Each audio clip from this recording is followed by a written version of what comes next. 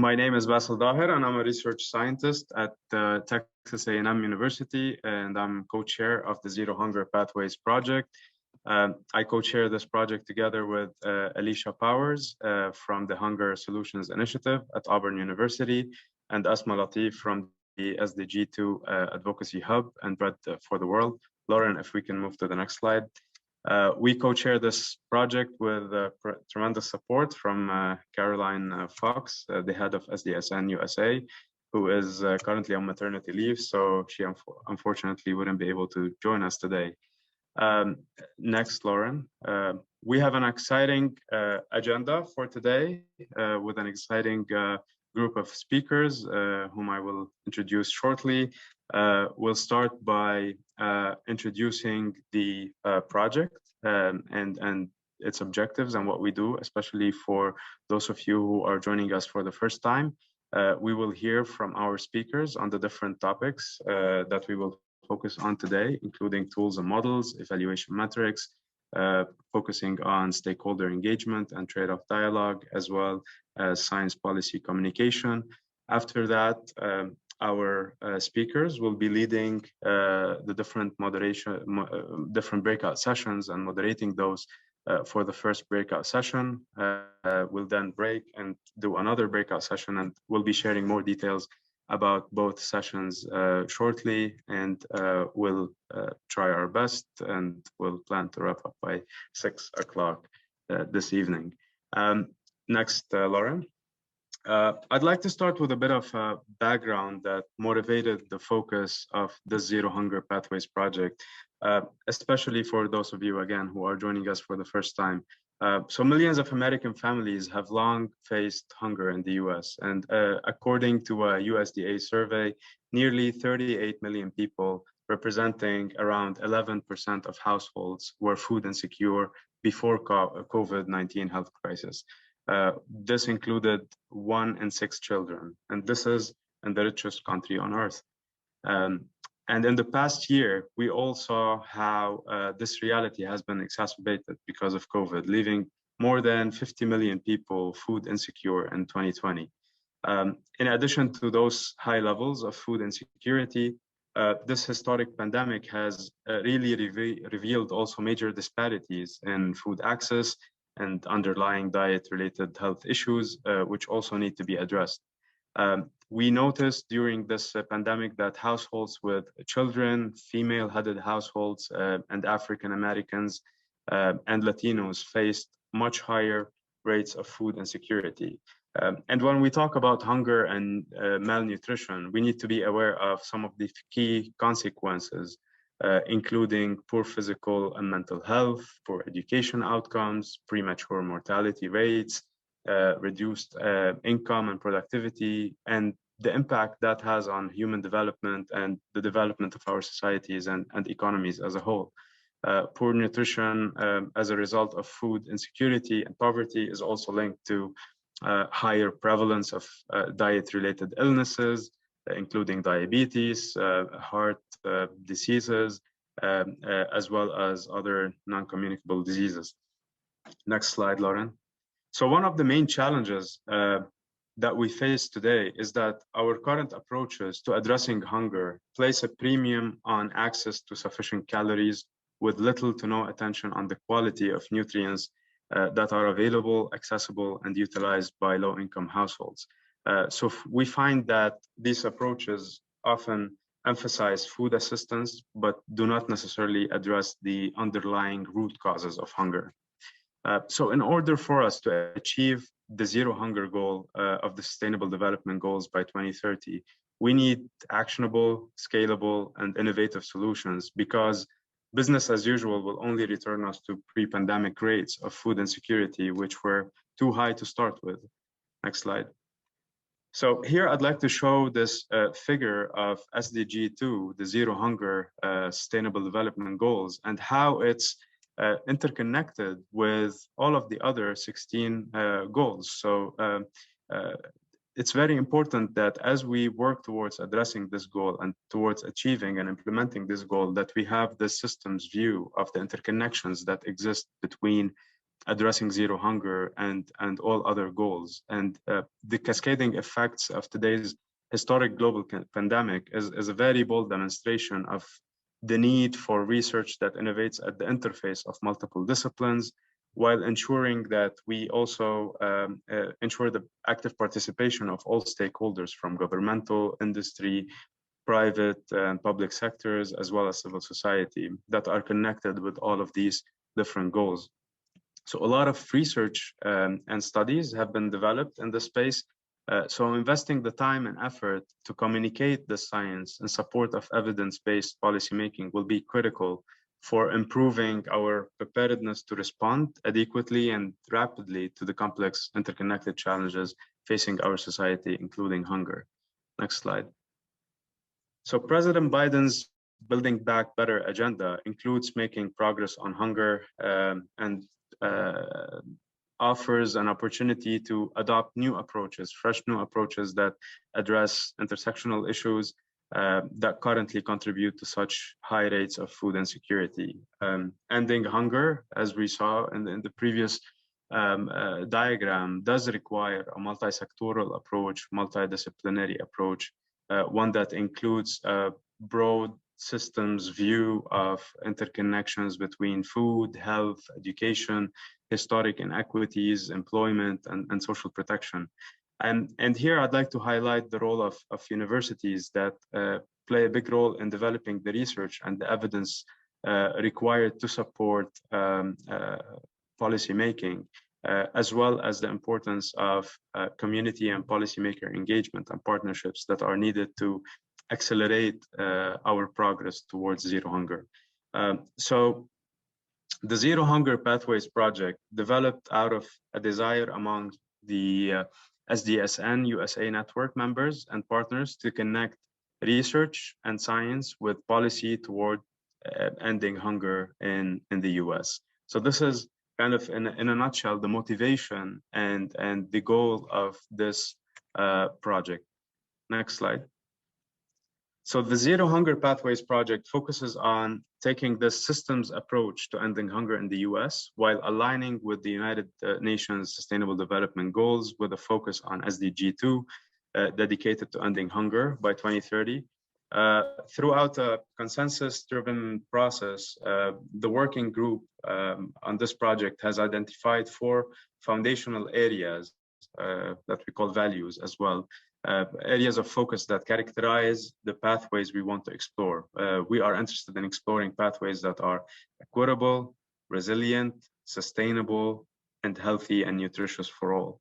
And just to give you a brief overview of what we're thinking under each of these values.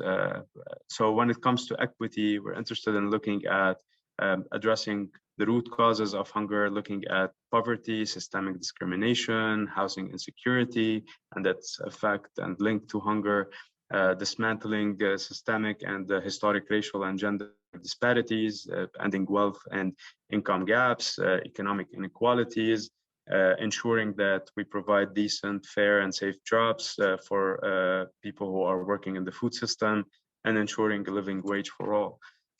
When we're talking about resilience, we're thinking more of sustainable supply chains that are able to absorb different shocks, including pandemics, which was natural disasters, ensuring that we have a healthy and productive workforce, ensuring that we have governance and accountability mechanisms in place that ensure the resilience of these supply chains, as well as trade agreements and standards. And also looking at economically stable supply chains. When it comes to health, we're focusing on nutritious foods and looking at that link between diet and healthcare links, as well as consumer protection when it comes to health-related information connected to food, and looking at social behavioral change, as well as nutrition security. Under sustainability, we're interested in climate smart production, biodiversity, protecting nutrient content of crops, and also looking at the systems view of sustainability that looks at allocating resources between agriculture, land, energy, water, health, and others. And these are just examples of some of the elements that we're thinking of. And there's obviously a wider list that we'll hopefully get to explore together today. Next, Laura. So in a nutshell, the approach we're taking is really grounded in these four values: health, sustainability, equitability, resilience. We're looking at using tools of research and science that is being developed, education and engagement, to develop new social policy and technical levers, which could be different types of solutions that we need to be thinking of as part of these pathways. Next. So to also briefly go over our project objectives, we are first looking at what is the current situation in the US, developing a baseline report outlining the situation of hunger in the US, and we're working on a situational analysis study to capture that. We're then interested in what are the possibilities, and with that, we're engaging and activating experts and networks to advance recommendations moving forward. Third, after identifying these possibilities, we're interested in how we evaluate these possibilities moving forward and what are the different metrics and indicators that we need to use to evaluate these pathways. And then last but not least, how do we translate this research-based recommendations to policy action and develop these action-oriented outputs that link science to policy. Next. So some of our outputs for this year, again, include the situational analysis report, which is work in progress, establishing an expert advisory group, many of whom are with us today. So I'd like to thank you again on behalf of our team for the support that you've provided to this project so far. Another output is launching this dialogue series, and I'm going to go in a bit more detail about that in a bit. We're also interested in identifying fundraising and research proposal opportunities, which we can partner on together, that are also connected with many dimensions that we are discussing in these dialogue series. As an outcome, at the end of the year, we're interested in compiling the situational analysis report with the recommendations that are coming out of the dialogue series and other activities to submit that or present that as a report to the Biden administration or other critical stakeholders, as well as similar to our dialogue today, it will be submitted to the UN Food Systems Summit as a recommendation from this dialogue. Next. So one of the key activities of our project is this dialogue series, which aims to bring together a cross-disciplinary group of experts to develop recommendations for a roadmap to zero hunger in the US with action-oriented outputs linking science to policy. Again, these dialogue series are rooted in the same four core values of equity, resilience, health, and sustainability. We conducted the first dialogue a couple of months ago, which focused on improving health and nutrition outcomes through SNAP.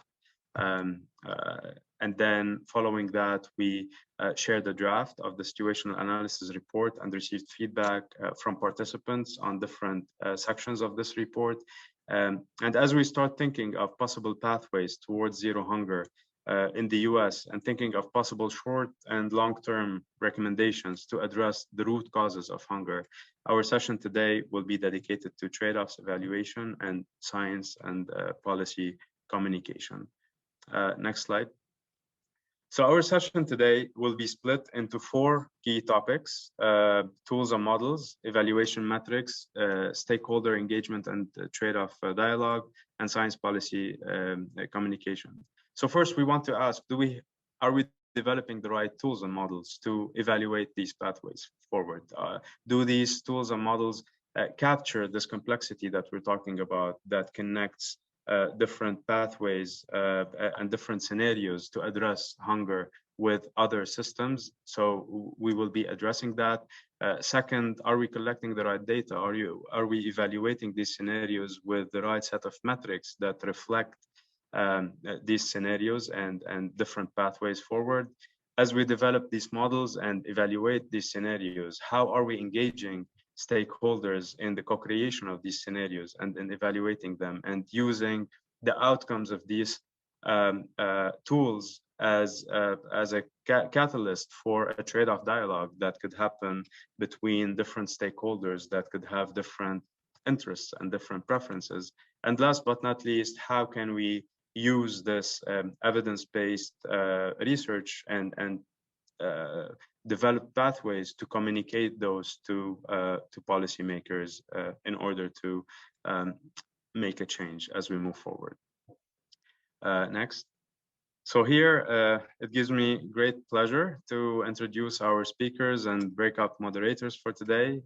We have Hans Herren, who is the president and CEO of the Millennium Institute, co-founder and president of BioVision, a recipient of the World Food Prize and the recipient of the Alternative Nobel Prize, who will be talking to us about tools and models. We have Kimberly Carr, who is the Community Resource Specialist at Georgia Rural Health Innovation Center, who will be speaking to us about stakeholder engagement and a trade-off dialogue.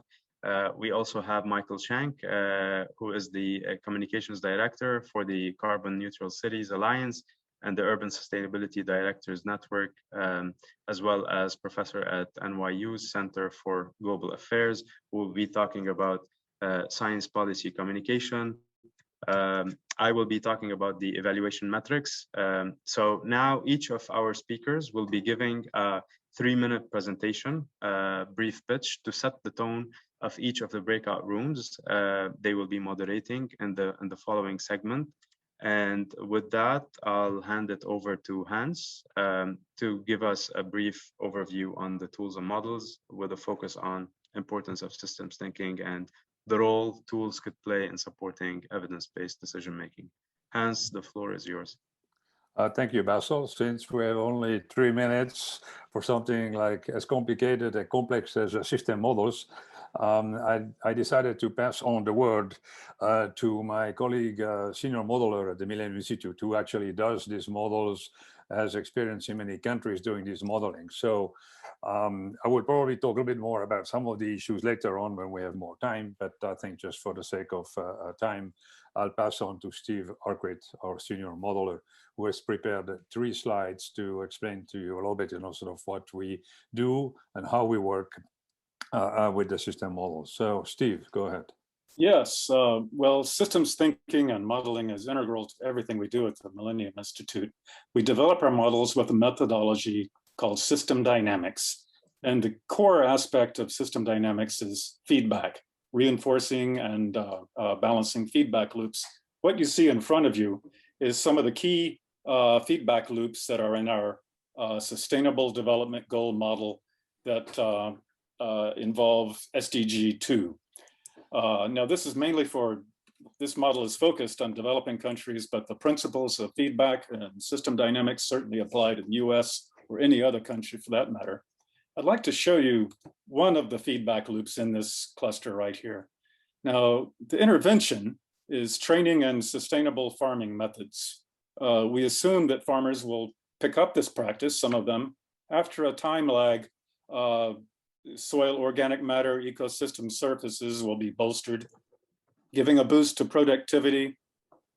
This in turn, through increased yield and diversification of products, can improve nutrition, health, and then a healthier workforce is a more productive one, as mentioned earlier. So this constitutes a reinforcing feedback loop. And this is part of the reason that intervention of training and sustainable farming methods, at least in this context, can be a high leverage policy. Now, the productivity also can influence income, which improves the access to health and education, which further gives a boost to productivity. However, there's no silver bullet. I'm trying to go to the next slide. There we go. There's no silver bullet, and the feedback loop structure in the model is much, much more complicated. So to deal with the complexity of those feedback loops and connections and to be able to test multiple policies necessitates a simulation model, an integrated simulation model. What you see in front of you, you see the sectors in our integrated sustainable development goal model. And the blue arrows are the connections and feedback loops which operate between those sectors and within. Now, this model is designed to be an interactive learning system. And the idea is that it is used by the stakeholders, experts, and policymakers in a given setting. And after receiving some training from us in systems thinking and modeling, the idea is they will be able to run their own simulations and learn collectively in an interactive way. This, very briefly, this shows you how policies can be entered over the SDC, the Sustainable Development Goal time horizon. The model simulates in just a few seconds. Here you can see this is for prevalence of undernourishment and how it's decreased over time. Over here, this gives you the essence of the causal structure underlying the simulation results, because it's important to make that linkage between the causal structure and the simulation itself. And I guess I'm about to wrap up, but the idea is that this model, with engagement of stakeholders, with their participation in the model development and model use, can provide the evidence basis for planning and modeling, and planning and policy purposes. I'll leave it there. Thank you, Steve. I think just let me add that we have done this now in probably over 20 different countries and different continents. So there's quite a bit of experience. Also valid, I think, in all 4 values you mentioned, Basil, because obviously that model, is such the mechanics behind basically the 3 other elements we will be discussing today. So I hope that we have a chance then also to interact also with the other groups, so to make sure that we also integrate all our knowledge somewhere eventually. Yeah. Okay. Yeah. Thanks. Absolutely. We'll definitely have the chance to do that, maybe more in the second breakout session. So since evaluation metrics is next on the list, I'll be just giving a brief pitch for that to set the tone for that breakout session. So building on Steve and Hans's presentation now, I saw in one of your slides that contribution to GDP, for example, is one of the outputs that you are evaluating these scenarios with. So here I'd like to challenge all of us and to look and brainstorm on the kind of metrics we want to use to evaluate these scenarios. Is it only the dollar cost, or are we looking at other metrics that are that represent the different values that we're interested in for our pathways moving forward? What kind of metrics do we have for sustainability? What kind of metrics we have for equity?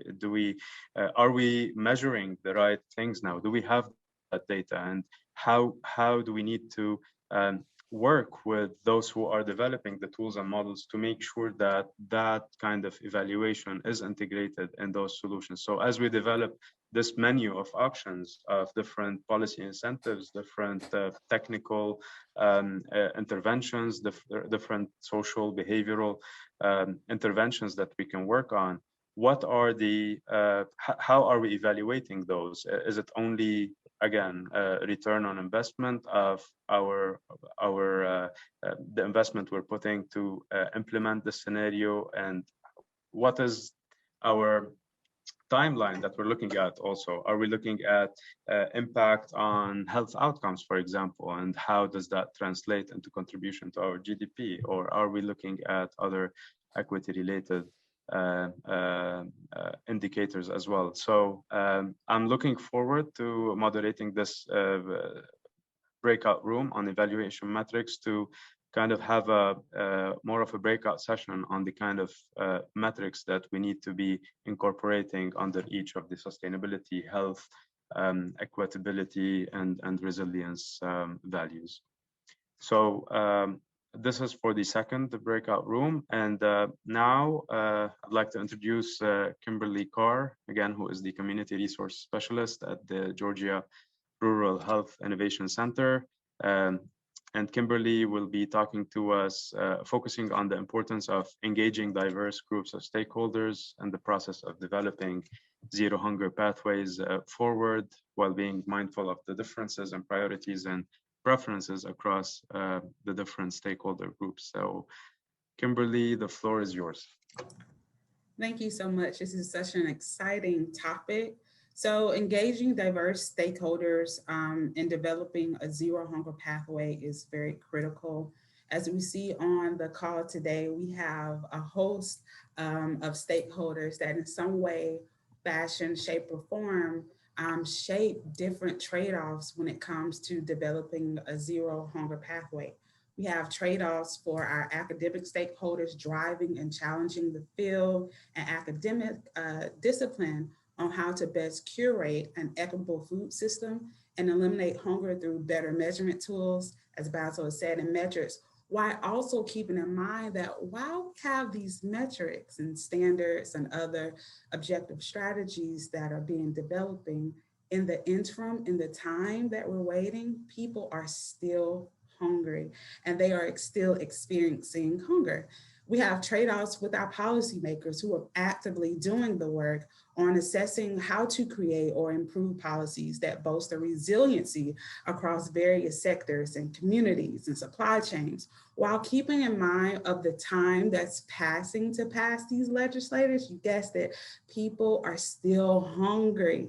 They are still hungry. And we have trade-offs for our applied professionals like myself who have to build partnerships, lever partnerships, engage with communities, build trust with community leaders from different community sectors. That's with the healthcare system, the school system, workforce development, and then while also understanding local politics, especially on a rural scale of a population that's less than 50,000, while also keeping in mind that these community ties are important and the leaders that speak to the outside, the outsiders of the community. We must not forget about the lay community stakeholders, right? The ones who aren't the leaders, but the ones that are hungry, the ones who have to sacrifice and truly have to experience these compromises and trade-offs that we all discuss, where they have to trade off between food and paying their bills, food and medical care, food and having a roof over their heads.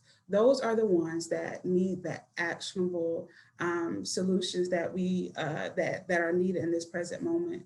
So topic 3 will explore the shareholder pathways as it relates to our 4 values of equity, resiliency or resilience, sustainability, and health and nutrition.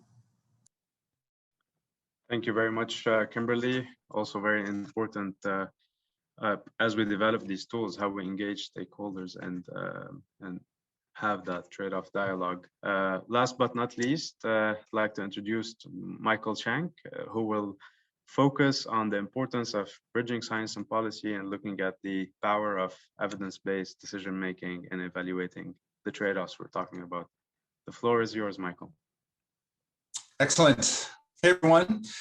And I love this conversation because I feel like I'm in the middle of it all the time, which is how do we take the science and we take it to the policymakers and to the public in an effective way, in a clear way, and how do we communicate the good work that all of you are doing in your research to policymakers and the public. So my background has been trying to crack this nut, and I won't have all the answers in this pitch, but I'll have perhaps some unorthodox ideas that I just want to present very quickly for you, because my background in working with SDSN, so I'm thrilled to be back in this conversation because we helped communicate the SDGs globally. And then previous to that, working in Congress, helping communicate climate policy there. And now I work with cities, helping cities communicate their science to their communities. So I'm constantly thinking, how do we do best in this space? And I don't have the answers, but I do have some ideas of what we're working on with cities now that I want to share with you.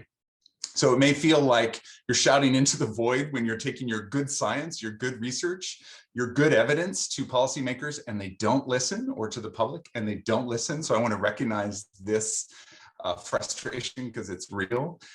And for me, I'm just going to draw some analogies to climate science and climate communications, because that's what I'm in right now. But there's some parallels, of course, to the work you're doing with Zero Hunger. and food security, etc. This stuff isn't easy to communicate. It is complicated. So I just want to recognize this, because in the climate science space, we've not yet cracked this nut, and we're getting better slowly but surely. What I'm working on with my cities now is this, looking at persuasion. And you've probably seen these before, you're familiar with them, but in the climate science space, we have tended to stay comfortably in logos and ethos. The data are clear. If we don't reduce emissions by half by 2030, we're screwed. And so we communicate the data, we have communicated the data, and we do it with the scientific community. The last 20 years of climate communications has been that, the data and the scientists who build the trust, the authority, the reliability, the credibility in that persuasion. However, I would argue that we have not spent enough time in the pathos, the emotional, creative, imaginative, empathetic, sympathetic storytelling that we need to compel people to change their behaviors, to compel policymakers to change policy.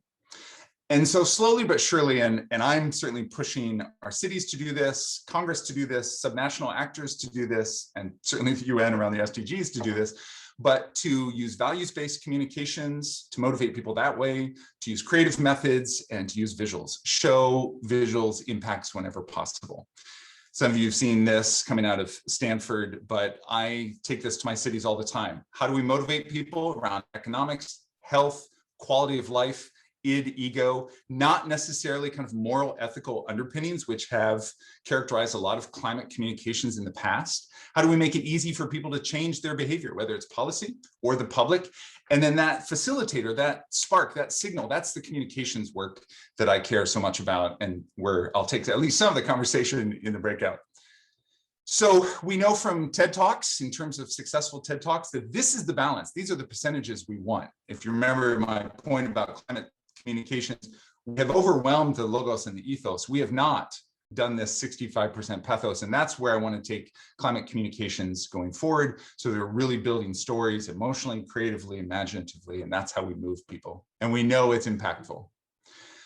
One of my favorite climate scientists is Katharine Hayhoe. Some of you may know her, and she's an incredible scientist, and she's an incredible communicator. And if you look at her work on social media, you'll see she knows how to own the pathos. She knows how to bring the story. She knows how to bring the creativity, the imagination, the sympathy, the empathy. It's a very conversational approach, and I would like to propose that in our science policy communications bridge building, that we model and emulate some of what some of these climate scientists have done so effectively. Katharine Hayhoe is one of my favorite. And that we evoke these hormonal responses in our audiences, whether it's oxytocin or dopamine or endorphins. This is what I'm training my cities to do, to be better storytellers in this space. If you think of some of the food communication that's happened in social media and in film, A Place at the Table, for those of you who have seen it, these stories, her story, when she talks about imagining, hallucinating her teacher, and she sees her teacher become a banana or an apple. I don't know if you remember that scene in A Place at the Table. It was devastating for me to watch, and to hear this girl talk about how hungry she is. She can't even focus in school. More stories from this movie. And thinking about, I'm just looking at this. I did a lot of research over the weekend because I wanted to come up to speed in terms of where food security conversations and communications are right now. And of course, watched all these real stories of hunger. This one I wanted to lift up because it did so well, almost 1 million views. And so how do we lift up these stories to complement the research, to complement the data? Yes, we need the data. Yes, we need good data. Remember, the chart still had room for data and authority, science, credibility. We need that. But how can we lead with story? When I was the judge for the food prize at Rockefeller, and some of you are probably judges too, what I was compelled by, of course, was the scalability of their proposals, but also how they told their story. And these are the 10 visionaries who became finalists in that prize. And it's very interesting to see, yes, scalability is critical. Yes, a good product, a good approach is critical. And how do we layer on a good story to tell it too, as well as visuals. One of our cities, London, just rolled this out this year, a lot of visuals to talk about air quality and how pollution in London is killing people using visuals. Bill Gates knows this best, you know, when he released some mosquitoes to talk about malaria, talk about public health, or when he did this very public stunt to talk about this filtration plant that he produced. I mean, he paid for it, and this 5 minutes prior was fecal matter and urine, and now he's drinking the clean water. So the importance of a good story to back up our science is so critical. Again, just a reminder on these percentages, because this is where I'm keen to take the conversation. And that's it. Over to you. Thank you very much, Michael. This is fascinating, and I'm sure you'll have a very interesting discussion in your breakout room. So now we'll move to the next part of our session today. So Lauren, if we can project the slide again. So now we'll have the breakout, the first breakout session, which will be for 35 minutes. In this session, each of the speakers you heard from now will be moderating a breakout room on the topic that you just listened to, and we will be having a dialogue around 3 key questions. First, what is the state of the science under the topic that we're talking about, whether it's tools and models, evaluation metrics, stakeholder engagement, or communication, as it relates to these 4 values that we're talking about, and capturing the trade-offs between them. So this is one. The second is, what are the existing gaps and barriers that we have today in order for us to make an advancement on that front? And what are some of the opportunities and low-hanging fruits that we could build on as we move forward, thinking of developing these equitable, resilient, sustainable, and healthy pathways moving forward. So we'll have 35 minutes. Following that, we'll have a 10-minute reporting back. Our speakers, again, will be moderating the different sessions. Each session will have a dedicated note taker, which will support our moderator in reporting back to the larger group once the breakout session is over. And here I'd like to thank Liz Bodman, Julie Roth from Texas A&M, as well as Molly Hall and Maris Laney from Auburn University for supporting the different breakout sessions. A message to our participants. So at the time of registration, you indicated the breakout topic, which was of most interest to you. You will now be automatically placed in that same room you picked during registration. If this has changed and you decided that another room is more interesting for you or is more aligned with your expertise, then I'd like to ask you, during the first 2 minutes of the breakout session, to get out of the room, and Sonia will place you in your room of choice. So with that, Sonia, can you move us to our first breakout room? All right, welcome back, everyone. Is everyone back?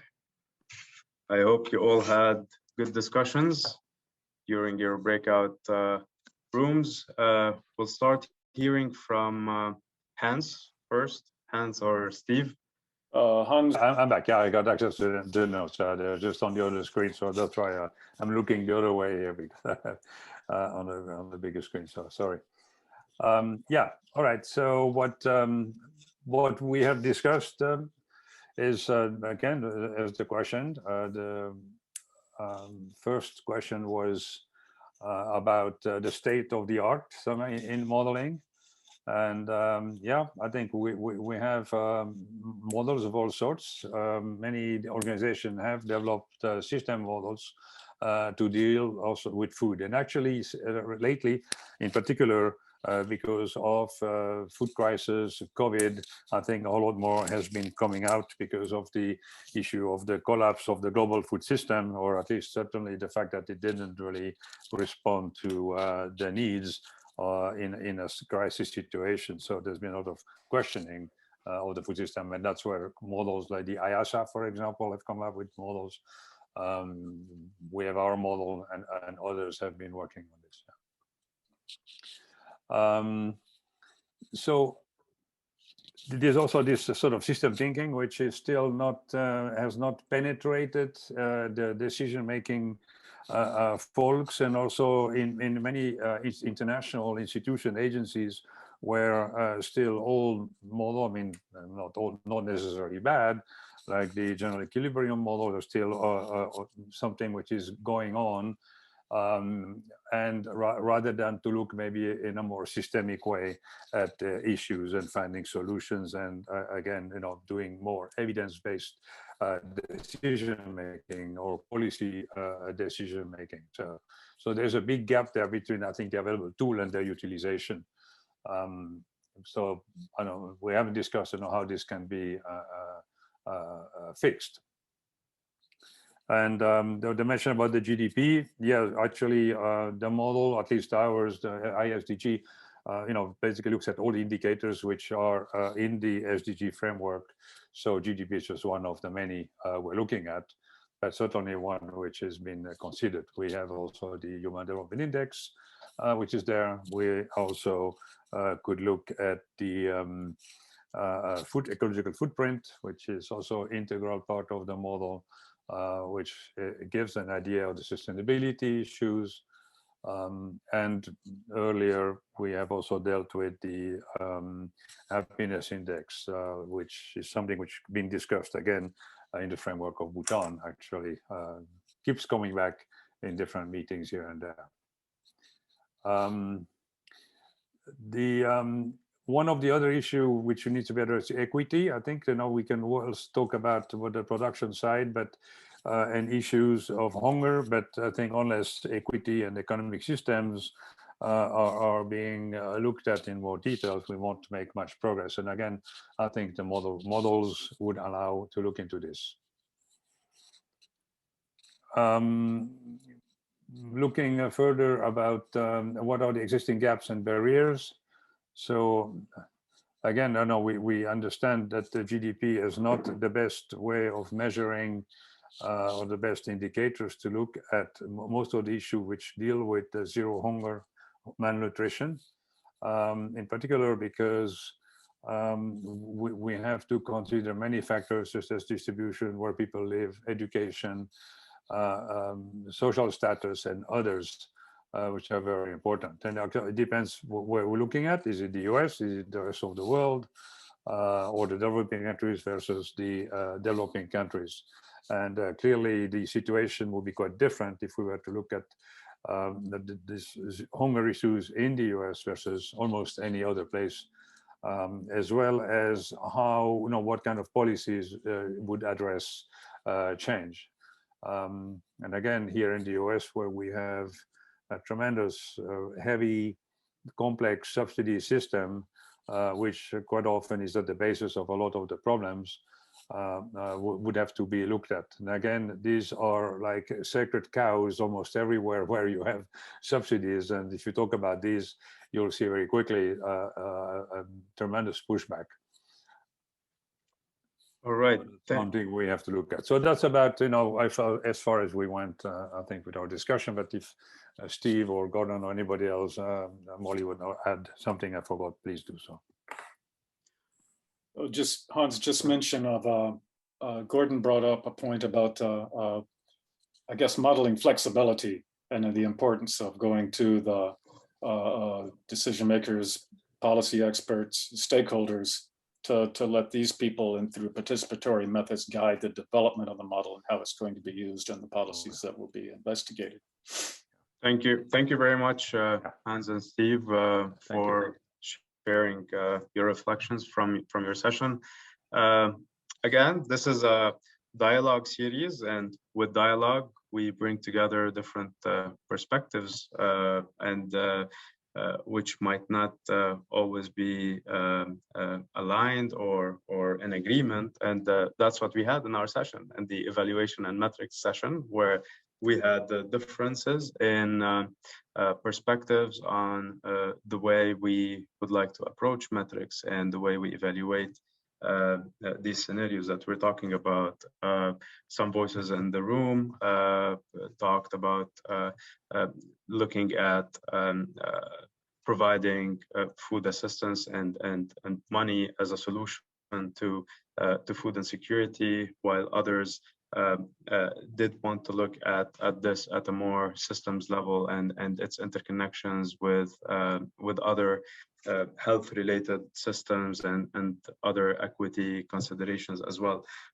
So there was quite some conversation and dialogue around philosophically how this complex challenge is being approached. And again, there was reference to a large body of work that supports different perspectives and different kind of metrics that would need to be evaluated. There was a specific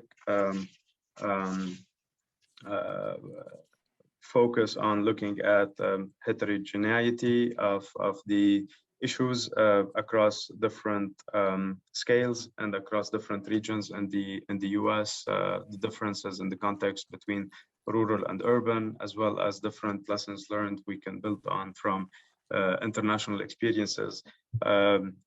So data is needed, and there's resources that needs to be allocated to that. And again, this is a discussion that we just started, and we need to build on. But again, not all dialogues come to consensus in 20 minutes. And this was a good chance for us to hear different perspectives and look at how different disciplines and different expertise view this problem differently. So this is what I have to report from my session. Moving to Kimberly's session. Yes, it was a great session, in my opinion. I would hope that the people in the group would agree. What I really liked when I opened with was Michael's recollection of just having storytelling. I was like, yes, he's absolutely correct. With the storytelling part of being a stakeholder, we are all stakeholders. We don't think of it, but as a consumer, we are a stakeholder, and stakeholder engagement is very broad. One of the most important things about stakeholder engagement is the story. And one of the lenses that I use in my work, and I use in food systems work when I was a postdoc at Michigan State, is narrative ethics, right? We don't think of ethics until there's an ethical violation, but narrative ethics have everything to do with a dialogical story, narratology, the art of storytelling, right? And in that, it begs the question, how did we arrive to this point? How did we arrive to this point of hunger, right? That's you as an individual versus what is to be done. And it's beautiful because when you look at the other topics, that's what is to be done. We have the evaluation, we have the metrics, we have all of these other things. But when we get to the stakeholder part and we get to the narrative ethics lens, how did we arrive to this point of hunger? Then that's where we can see, the values of that person. We can see the values of that community, the individual, and everything else. And when we start with the value of that, we can explore. One thing about hunger, it is an equity issue. And equity is an ethical principle, and it deals with the rightness and wrongness of things, right? So now with this cross-disciplinary of leaders, I would definitely love to see some food ethicists in the conversation as we talk about these equitable principles. Another thing that we talked about is that you really have to start scaling, start from the bottom for the most part, I hate to say it, but from grassroots organizations. Now when we see the push for social justice and we see the push for a lot of societal goods, as you will, it starts at the bottom because the people at the top, the governmental leaders, the policymakers, they don't have those answers. It's the groundswell of the grassroots organizations that push that stakeholder engagement, and they force themselves at the seat at the table. And if they don't have that force, they build their own table. So we talked about stakeholder with that. And with the trade-offs, it usually has everything to do with time. While we're as professionals thinking of these different methods, metrics, and all of these other objective measures, people are still hungry. And I gave a very quick example, and I'll give a very quick one now as it relates to hunger, which is a result of food insecurity, one of the results of food insecurity. So very quickly, in my position, I am the community resource specialist here at the center, Georgia Rural Health Innovation Center. And one of our field reps came in from the field and discussed a food opportunity. There was a community member who wanted fresh fruits and vegetables for her church because they didn't have it. And it's funny because when you drive to this county, you drive to this small rural area, you see all these corporate farms. I mean, land of plenty. But this church, this group, this community could not get fresh fruits and vegetables. So they reached out to UGA Extension in the area. UGA Extension pushed them down to us. Now we have a meeting with the mayor, UGA Extension, our center, 2 council members, and the food bank, one of the largest food banks down south in South Georgia. And then the food manager said, you know what, we pass through this area all the time. You know, we never thought about, you know, no one has contacted us. So now the mayor knows, now that church is an agency for a food job. Now the mayor knows that we can have different organizations to be a food job. And it all started at the groundswell, not the corporations and, you know, people that's giving their food to fresh markets and, you know, Whole Foods. But it starts with, hey, we need something. And there was a groundswell. And now that community was able to feed over 100 families just by talking with their experiences. So again, when we think of stakeholder engagement, we have to think on that grassroots level, understand the context of where they are, and then you just scale up that way. And that's why one of the things we talked about, different opportunities, getting farmers involved, Black farmers of color as well involved in the stakeholder engagement.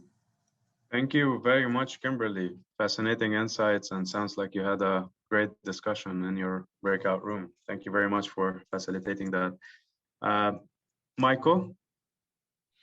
Yeah, thanks, Kimberly, for talking about stories and ending with a powerful story too. So what came up in our group is this systems level need, and then this kind of reaction storytelling that we see so often. So COVID clearly painted this oppositional force for us, in that the story that was most often told were the food insecure households. In Vermont, where I live, we went from 1.1 out of 4 households being food insecure to 1 out of 3 households being food insecure. The charity story, the food bank story, the food pantry story was all over the press here in Vermont, and I think all across the country, as we responded to real need during COVID that was higher than before and that was unprecedented. And America loves that story. We come together during hard times, we help people, and that's an important story to tell. But our group identified that if we're always in this reactive storytelling of how, yes, we're helping our American brothers and sisters in times of crisis, that we may never actually tell the food system story, the systems that are creating persistent food insecurity, and the systems that need to be changed, the systems that need to be transformed. So where that led is the need for, and I'm interjecting here, I'm inserting some of my own assessment on what's needed, so I could be way off base here, but the need for a story bank on the systems level, and it was identified by our group that system storytelling is tough, and it is tough. And I countered saying, if we look at the system story that's being told on the reparations front in America right now, some storytellers are better at it than others. But if we can look for analogies in our society about how problematic systems are being talked about, how they're being story told, and who are the right storytellers for systemic racism or the need for reparations, modeling some of that storytelling for our own work in the food space so that we can tell a system story compellingly. And who are the right messengers? It's probably not many of us gathered in this room, and that's why I said to the small group, it's probably not us, but who are the messengers to tell that system story in a clear and concise way?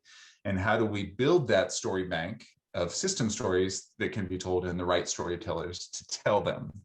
And one of our contributors also talked about BIPOC farmers too, and some of that storytelling that's happening. right now. And that's a system story as well that is rooted in individual messengers, those farmers, because those are the most compelling storytellers, but that's also system storytelling too. So I just want to lift that up. There were a lot of questions that we could have addressed, but that kind of systems versus kind of reactive storytelling on the food front came up quite clearly. To the small group, am I missing anything? And while I ask that question, I'm just going to put a few resources that I provide for my cities in the chat, some tips that I've written for Apolitical, which is out of Europe in terms of both behavioral science and how it guides climate communications, but you could just throw in food onto that climate or sustainability onto that climate narrative. They're very interchangeable. To my small group, am I identifying kind of the key themes that came out? And if I'm missing anything, please. All right. All right. You. Are there any further remarks? If not, then thanks a lot, Michael, for the highlights and for sharing these resources with us as well. Thank you all for this breakout session and all of these insights from all of these discussions. So we'll take a couple-minute break now before we move to our second breakout session, which will be a shorter one that will take us in a more of a vertical dive into each of the values that we discussed. So we'll reconvene in a couple of minutes at 5:26. We're going to move to our second and last breakout session for today. So again, after discussing the topics, the 4 topics that cut across the different values, in this breakout session, we will try to do more of a vertical dive into each of these 4 values: resilience, sustainability, equity, and health. So we will have 4 breakout rooms, one dedicated for each value. In addition to Asma Latif and Alicia Powers, who are co-chairs of this project, we are also glad to have with us Elena Lynch, who's a senior research manager at the SDSN, who will be moderating the equity session. We're glad to have you with us, Elena. So again, in this session, this will be a shorter session for 20 minutes with 10 minutes reporting back, the same way we did with the first breakout session. And in each of these breakout rooms, we want to discuss recommendations for advancing each of these values. So with the resilience room, what are different recommendations can we think of for advancing resilience as part of our pathways toward zero hunger in the US and addressing the trade-offs between resilience and other values. So let's have a more of a zoomed perspective now on each of the values, and let's have a dialogue and discussion around the recommendations to advance these values as part of our pathways forward. Sonia, can you please? Welcome back, everyone. We'll have a brief report from the different moderators for the different breakout rooms now. We'll start with Asma. Would you like to give us highlights from your discussion? Yes, definitely. We had a small but mighty group. Good discussion around resilience. There were 5 points that came up. The first is, it's not good enough to think about resilience just from a community perspective. We really need to look at individual resilience. Look at how individually people are affected by a crisis or in a current situation, what their language barrier, their connectivity, their access to healthcare, their housing situation, because that really does affect their long-term resilience. The second point was really around looking at, anticipating different scenarios that could lead to an increase in hunger or food insecurity at the individual level, at the community level, and at the national level, and designing solutions for those different scenarios. The third was really an interesting point about, you know, the assumptions we make about other people's resilience. On the surface of it, you may not think of a person as being being affected by hunger just by looking at them or by the assumptions we make. We may not recognize that they're homeless or that they are malnourished. In the US, it's harder to see sometimes, whereas in developing countries, it's much easier. So that visibility of resilience and how we think about it is really important. The fourth is looking at short-term resilience versus long-term resilience.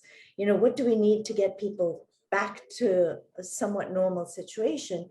But then also, how do we strengthen resilience over the long term?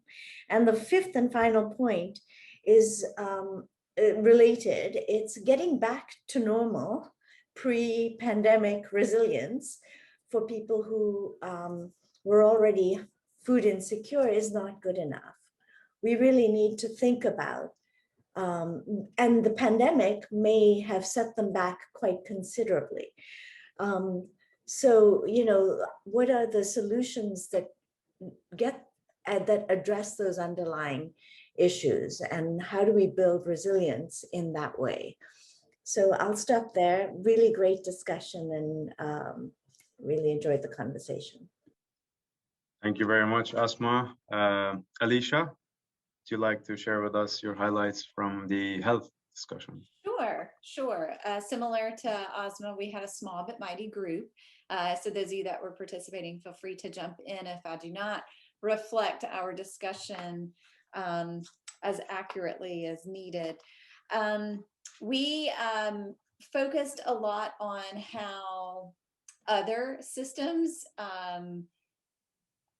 intersect with health and hunger. So the healthcare system and how it interacts with the food system from a hunger and health perspective. So the focus on treating an illness, not preventing an illness or curing a patient and the totality that patient faces. Also recognizing the powerfulness of the healthcare system and how if we can make the interconnectedness between the healthcare system, such as insurance companies being a major player, how that could be a powerful leverage to influencing hunger in the country. Talked a bit about how the Affordable Care Act started to work in that direction, but of course there's still quite a bit of a ways to go there. Within the healthcare sector, we also talked about the education system, specifically the education of health professionals and how it doesn't necessarily support understanding of food security and how food security may intersect with health. And so what could be done within the education and healthcare system to influence hunger. So that's where most of our conversation stayed, of using the powerful leverage of the healthcare system to influence the interconnectedness between hunger and health. But then also looking at some of the smaller players like medical school curriculum or other allied health professional curriculum, and how we could really influence those professionals in just seeing and understanding and supporting solutions to hunger. Thank you very much, Alicia. Elena? Sure, yeah. We spoke on equity in my group, and we talked about both equity broadly and some specific solutions or recommendations that might be done. And thank you very much to Molly, who helped summarize this, what I'm going to be sharing. One of the things we talked about is the holistic and multidimensional approach that's going to be necessary to advance equity, and really looking at it through a systems way. And there was a suggestion of a specific system, the Zeitgeist movement, which might be useful as a tool to think about what's happening, or a framework. We also talked about looking at the data of who is actually food insecure and what are the root causes that data points to, and how can we improve and lean on that data as a way to better understand equity. We also talked about home or land ownership, specifically about Black and Indigenous people of color owning land, and what can be done about that, moving all the way from small family farms to urban agriculture. And we also talked about the tension of owning land and can land truly be held, and how is the difference in the short-term and long-term approach, and how might those two things be in tension or not in tension. And then we talked about trade-offs, and the trade-offs between a system that encourages autonomy and a system that encourages authority. And we talked about food sovereignty, and we also talked about trade-offs between resiliency and equity, in the sense that as resiliency changes, so can equity. I think that captures everything, but if I've missed something, please, anyone else chime in. Thank you very much, Elena, for reporting on the equity. I'll report on the sustainability. We had a discussion in our group on also looking at short versus long-term perspectives when it comes to sustainability, with a focus on the fact that sustainability is different in different places and in different contexts. So again, we had voices in the room that had a more short-term thoughts on sustainability, with a focus on expanding eligibility and benefits for the SNAP program that is central to the sustainability of addressing food insecurity and hunger in the US. And there was another voice also focusing on a more longer-term systemic view to sustainability that looks at the underlying causes of hunger and its links to equity, to health, and resilience.